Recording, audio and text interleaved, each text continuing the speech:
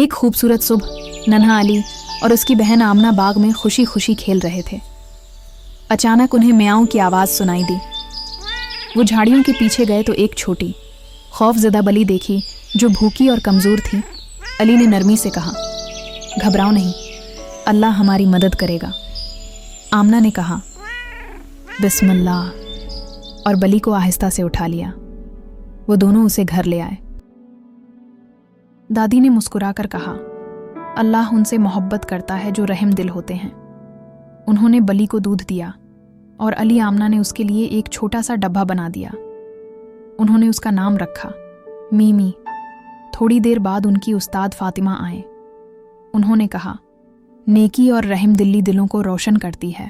شام کو علی، آمنہ اور دادی نے بیٹھ کر دعا کی اور اللہ کا شکر ادا کیا۔